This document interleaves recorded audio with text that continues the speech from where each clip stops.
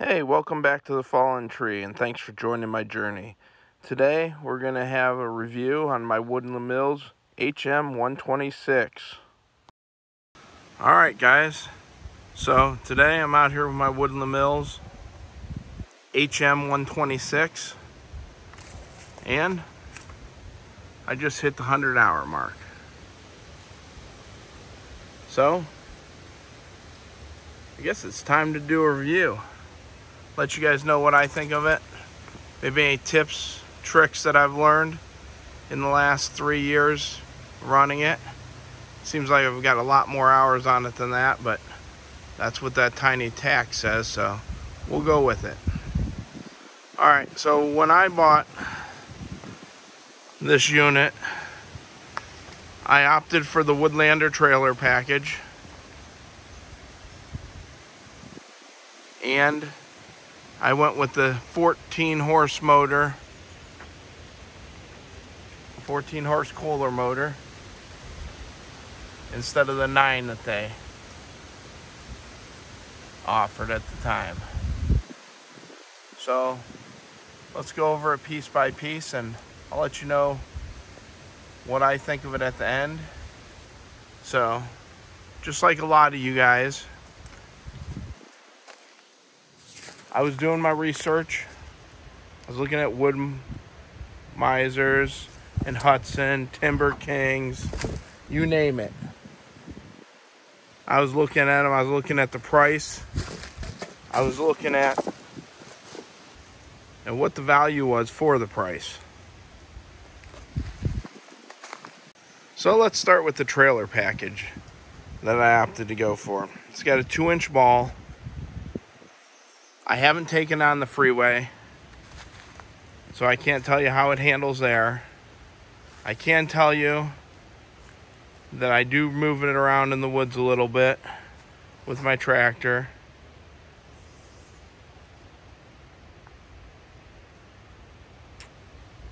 And though it was a pain to put together, I'm not gonna lie, you need a couple people, some stands to set it on.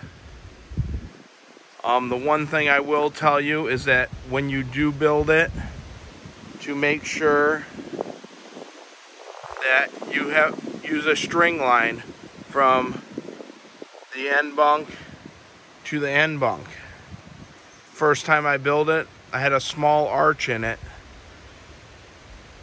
I was kind of straight from jack to jack, but it sagged at the end, at the very end, and at the very end. So I mounted it up on some jacks and used a string line to straighten it, loosened some of the bolts, and got it straight. So that will be tip number 1 here, is make sure that when you build this, use a string line, some gauge blocks, and get it straight. The jacks work great for leveling it up. Now, one thing I will tell you is I started out using a level, but now I use just a little line laser, which, let me show you here.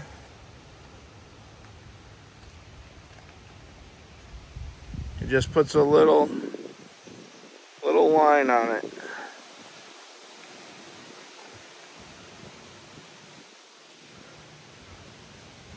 The line, I put my tape measure, and I measure up from each bunk to get it leveled across when I set it up. It takes me about 15 minutes. So as I said earlier, I opted for the Kohler 14 horse motor. As far as that goes, you choke it, you turn on the fuel. It starts usually by the 2nd or 3rd pull every time. It does have the air cleaner, has a winter and a summer mode on it. I can't really complain about the motor at all. It's held up good. It starts really quick. The one thing that's a pain being on the trailer is that if you raise it up, it's a pull start. So the 130 has electric start on it. The 126 does not have that option. So that would be one thing about the 126 to the 130 is you get the electric start. Though with my cold winters, I don't know how well that battery would hold up anyways.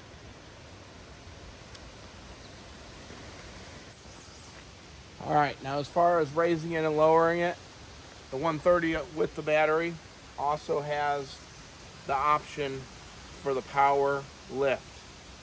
The 126 doesn't, but I'm going to tell you guys, it's really easy, one-hand operation. You can't go wrong. I mean, I think the power head would be a waste of money, to be honest. One issue I have had with this handle, and it was a common problem, don't know if they fixed it or not, but there's a little spring operated ball right here at the end of that, and it popped out. I know there were a lot of complaints about it, but one of the reasons I went with Woodland mills over the others is because I was told about customer service. And I will tell you, any issue I've had, whether minor or even just a question, they've been really good at answering them. And for this, they immediately sent me out a new one. Plus, some people were having issues with these shim packs here, riding up and down on them, and they sent me a replacement of those too. I've never had an issue with it. I still got them in the box, and it came with an extra little spring thing that we did up here. So they sent me 2 of those and a shim pack. No questions asked, just a simple email. Got back to me within a couple days. But that's the only issue I've had with that part of it so far. So these are the 2 magnetic scales that came with it when I bought it in the 2020 model. I did upgrade that. Let me take a walk around here to the scale. So your magnetic scales fit on that rail. Now you'll see I've got 2 readers there. The top one here is the one that came with it. Now just recently they upgraded to this Pro one, they called it, and it was a free upgrade. All you had to do is go to the website, order it, they send it to you free, no shipping, no handling. Like I said, the customer service, I cannot complain about, guys. Now this scale that I upgraded to, it's got all that the other 2 have all in one. So I've got it adjusted to right off the bunks. Like right now it's reading at 3.5. If I were to measure that blade off the bunks, it would be at 3.5. So that's all an adjustment that you've got to do yourself, but it reads pretty accurately for what I need anyways. Okay, so this is the inside, the Sawmill.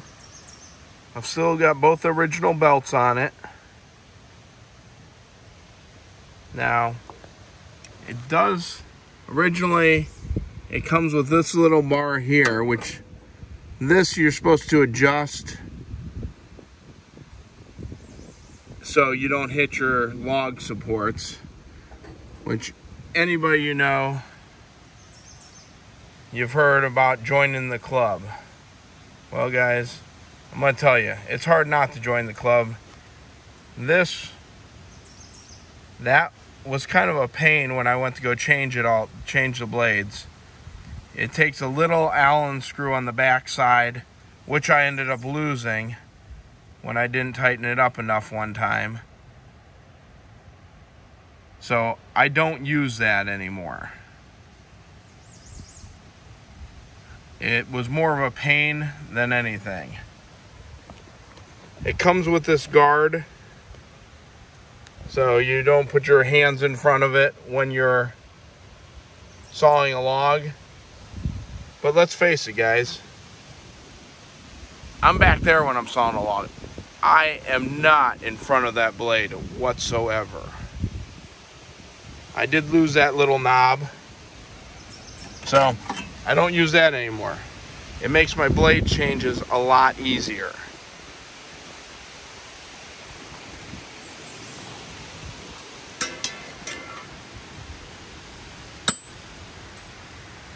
Now this is the knob that you would adjust for the tension of your blade. So they tell you on here for the proper tension, it should be flush.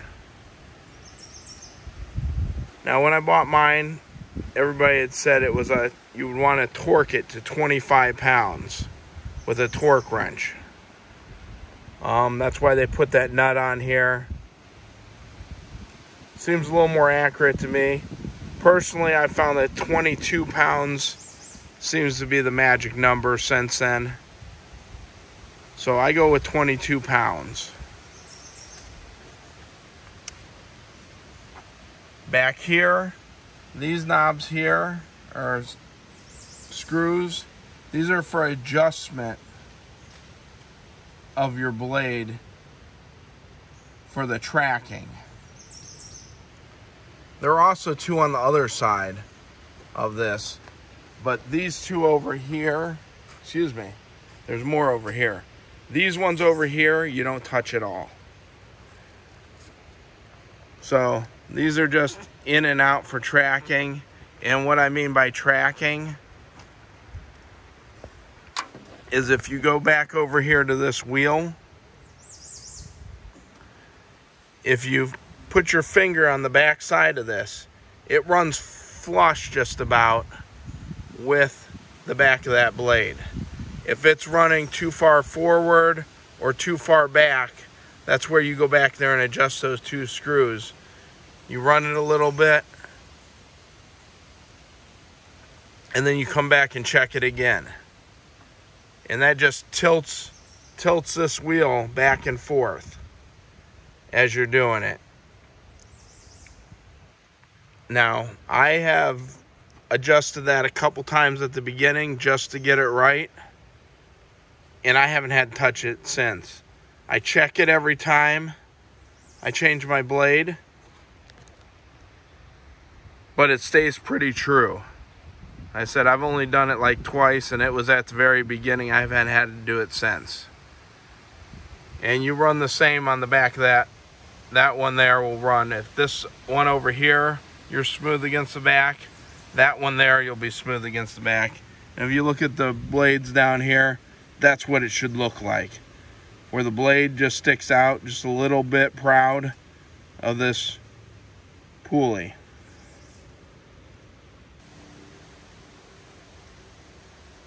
Now the gas tank location on this.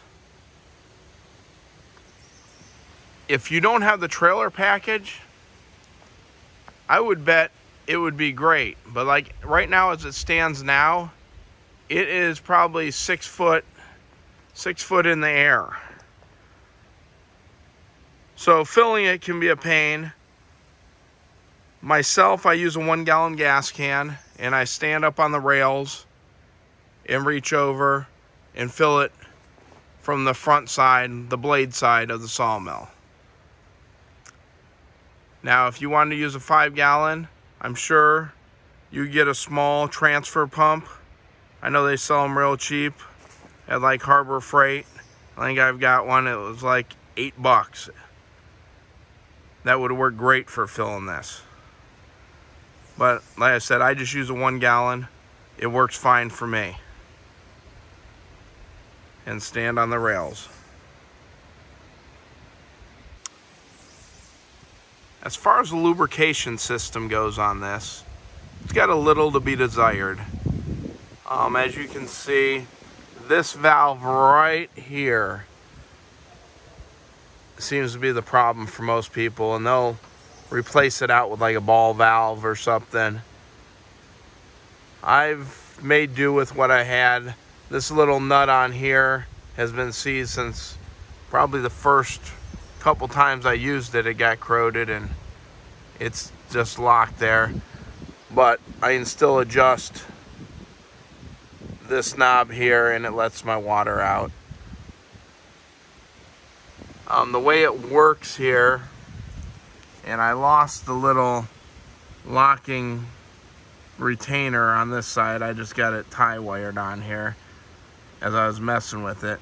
Is you got this, as it runs, this little thing kind of pushes out the water. Like if you look down here, as I push on it, it lets a little bit out. So there's an adjustment screw on here to get it right, and letting out the water with that valve, you can adjust it so it comes out just right down here. So that's the other thing. So you look, it's almost like a grease fitting down here that it comes out of.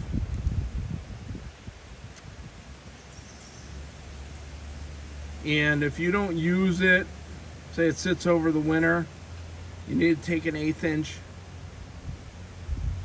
wrench and take that out and just clean out the end of that, because it gets gunked up every once in a while. It will get a little piece of something in the back of it. I just take it out, run a needle through it, and flush it out, and it works just right.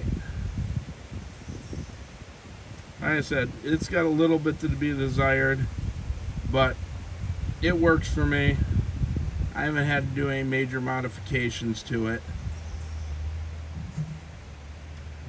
But I know a lot of people have issues with that particular system. All I use is a little bit of soap, a little bit of Dawn dish soap with water. That's my lubricant, and that works pretty good.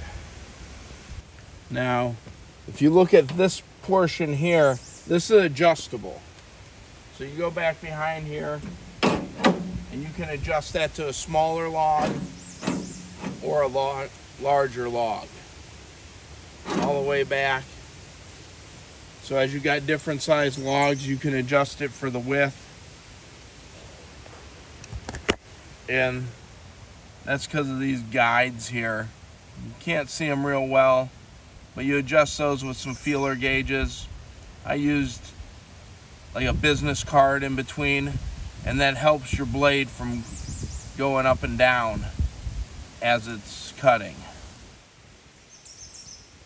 This unit comes with 2 log dogs. These are the ones that come with the 126. I think the 122 might come with something a little bit different. These are real nice. It has a screw back here to lock them in. I've never used it. It's a simple, you pull up on it and you push this tight down here and push that down, and that pushes it in to your log supports on the other side. A lot of times when I'm trying to turn the logs, I can do this with one hand, push it in and hold it down as I'm holding my log turner over on with my other hand. It's a real easy, nice design.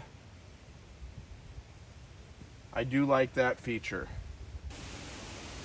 So one modification I did to this is I put a deflector on this, so the sawdust, and a hook for the sawdust to collect in this bucket and drop straight down.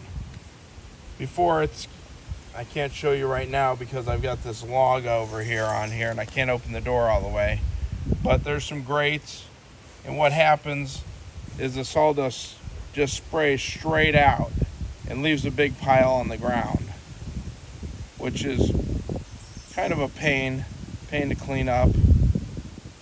I dealt with it for a couple years, and I ended up with a 2-foot pile of sawdust over here before I just cleaned it up recently and built this. It would be a nice feature if Woodland Mills would make something like this, though this took me 20 minutes and probably about 15 bucks to make. So it's an easy, fast mod. Another tip would be to use a 2-inch pipe over your log stops when turning your logs. It makes it a lot easier. You don't get hung up. The log supports over here comes with 2 different sizes. Being that I'm on the trailer, I just use the long ones because I can drop them all the way down. If you were mounting it on the ground or close to the ground, you need the short ones too. This is where everybody will talk about joining the club. Well, guys, I'm no exception. I have been trying to be real careful, but I have joined the club, and I have hit them with my saw blade. As part of the review, I'd like to show you how easy it starts. Usually 1 or 2 pulls, 3 at the very most on a cold day. But I also want to take the time to show you how long it takes to cut 1 board. Now keep in mind, this is a hobby mill, so it's not made for mass production. If you're looking at getting something like that, you're going to spend way more. But you need to take your time when making your cuts. If you try to push through too fast, you're not going to get the product you want. So you need to push at a reasonable pace that the blade can keep up, and you get a product that you're happy with. Okay, so this log that we're cutting here is a little over 14 foot long and 18 inches thick. Now it's going to take a little over 1.5 minutes, between 1.5 minutes and 2 minutes to get down this log to cut it. But I am taking my time because I do want a quality product at the end. And if you push too fast, the blade's going to rise as you're pushing, putting more pressure on the blade. This is one of the lessons you'll learn just from trial and error. A lot of the lessons I've learned the hard way. But that's alright, because it's been a fun experience thus far. And if you notice, we don't have sawdust flying all over the place. If you watch some of my past videos where I've been cutting, sawdust flies out the side, piling on the ground. The new bucket and deflector is doing its job.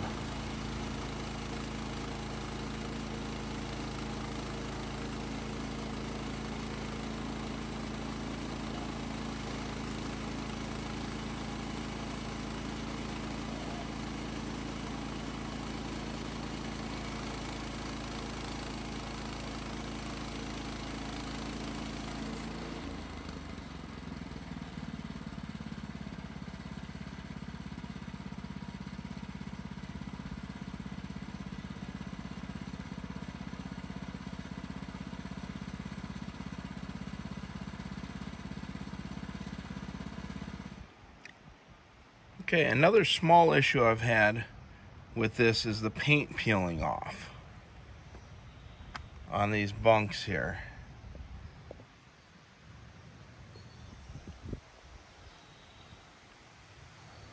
Now that's not a big deal to me. It's outside in the weather. It's gonna happen. I did contact Woodland Mills at one point and just ask them, hey, do you know a nice color match for this? Their answer was, we'll send you a can of paint. And in the mail, a couple weeks later, week and a half later, because they are out of Canada, so it does take a little bit of lead time, it came in the mail, free of charge. No questions asked, just simple question. What color would color match nicely? Thought they might have a nice Rust-Oleum color or something. but they just sent me a can of paint. A couple other little things don't really have anything to do with the mill itself, but little things I've learned throughout is I always keep a little battery operated saw out here with me. And as I start cutting all my slabs, I end up with a bunch of firewood, and if I just stack it up, it becomes a real pain. So if I take the saw and I cut them as I go, I can just pile up firewood as I go and have them cut the length. A lot easier, less back breaking to do it right as I'm doing it. A little less tedious. The other thing is, if you want your wood to stay straight afterwards,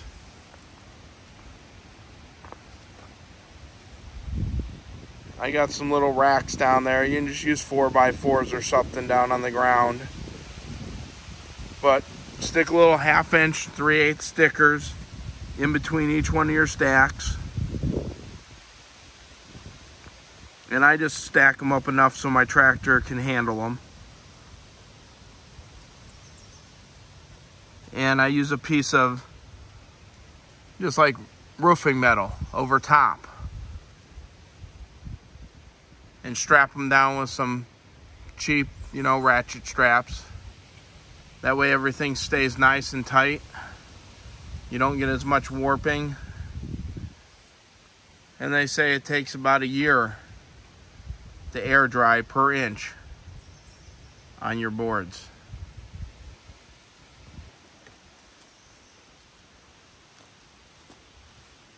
So after 100 hours of using it, I really can't complain too much. There's a couple things I'd change on this mill if I was Woodland Mills, but for the most part, it's a hobby mill. It does what I want it to do. It cuts nice straight lumber. The accuracy of the cuts are pretty good. If you try to go fast and force it, you're gonna get issues. I mean, it's not like a $70,000 or hundreds of $1,000 sawmill that's all hydraulic. You got to put in a little bit of work with this one. But for its price point, I think I made the right choice going with Woodland Mills. Like I say, the customer service has been excellent. I can't say enough good things about the customer service. The small problems I have had, they've been right on it with a fix as soon as I've said something. And I really haven't had a lot of issues at all with it. The blades, if you think the blade's going dull, change it. If you push too much, you're gonna end up with wavy lumber. You're gonna end up with it like rising in as it cuts. So you're gonna get different width lumber. Keep a nice sharp blade on it. It cuts pretty true. And a lot of that's in the setup. Like I said, use a string line. Use a small laser to set it up. If you have a nice straight bed, you're gonna get some nice straight lumber with this saw. Another tip would be to wipe down your blades with brake cleaner when you put them on new. I have cut quite a bit of lumber with it. I have a couple projects. I'll show you a few here.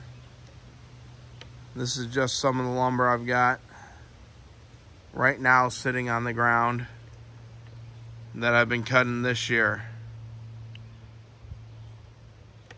I'll show a few of my projects here that I've done with it in the last 100 hours to kind of give you an idea of what it can do. And I'll put a link in the description. You can check out more videos on my YouTube page. I put them up regularly here. Click subscribe, like, share if this was helpful. That way we can help out other people. I know it was a very difficult choice for me when I was picking out a sawmill, but I think I made the right choice for me. I haven't used other brands. All I can tell you is my experience with this Woodland mills here.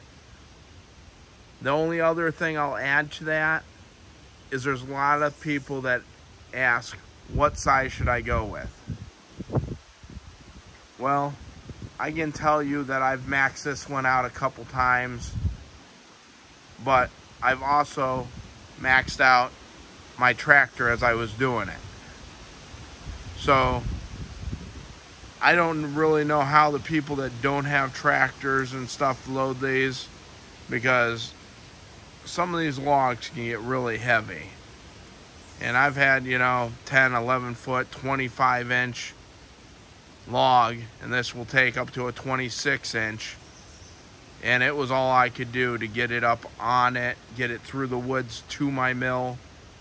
So if you don't have the right equipment, it's probably not worth going with the 130 max. This 126 has cut a lot of lumber for me. And I've only ran into a couple logs that I've had to use a chainsaw mill or a chainsaw to cut off a couple branches to get it down to the right size.